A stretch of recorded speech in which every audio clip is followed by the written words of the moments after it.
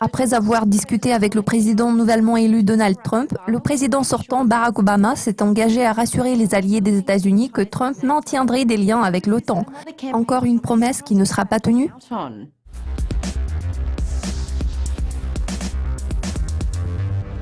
Durant la campagne électorale, Donald Trump a déclaré que l'OTAN était obsolète. Cela a suscité de nombreuses inquiétudes au sujet de l'avenir de l'Alliance à travers l'Europe. À cela s'ajoutent des commentaires dans lesquels Trump a exhorté le Japon et la Corée du Sud à considérer la possibilité de développer des armes nucléaires pour aider les États-Unis à mener un dialogue avec la Corée du Nord. Ces propos ont semé la controverse au sein du Parti républicain. Lors de sa première conférence de presse depuis les élections présidentielles, M. Obama a déclaré que pendant leur réunion la plus récente, le président élu lui avait confirmé son engagement en faveur du maintien des relations stratégiques des États-Unis.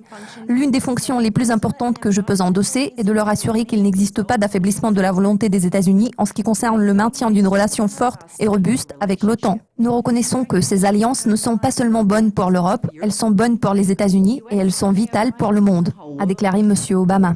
Bien que ces paroles de Barack Obama aient été bien accueillies par l'Europe, les pays de l'Union européenne ont décidé d'adopter un nouveau plan de défense qui permettrait à l'Union, pour la première fois, d'envoyer des forces de réaction rapide à l'étranger. Il est généralement considéré que cette mesure donne à l'UE la capacité d'agir indépendamment des États-Unis si nécessaire. L'ancien secrétaire général de l'OTAN, Anders Fogh Rasmussen, a déclaré « Si les États-Unis se retirent de l'Europe, cela aboutira sans aucun doute à ce que la Russie renforce sa présence et adopte une position plus ferme à l'Est. Cela affaiblirait la sécurité européenne. » Carl Paladino, qui a dirigé la campagne de Trump dans l'État de New York, a averti les pays de l'OTAN qu'il y aurait des conséquences s'ils ne remplissaient pas leurs engagements financiers. Ce n'est pas pour effrayer les gens. Cependant, tout comme les États-Unis qui disposent d'un budget de la défense, ces pays devront commencer à s'adapter eux-mêmes.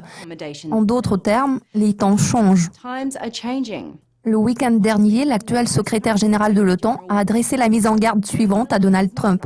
Faire cavalier seul n'est une option ni pour l'Europe, ni pour les États-Unis. Cela conclut la revue de presse dédiée aux relations stratégiques des États-Unis. Restez à l'écoute de Dukascopy TV pour plus de mises à jour financières. À la prochaine.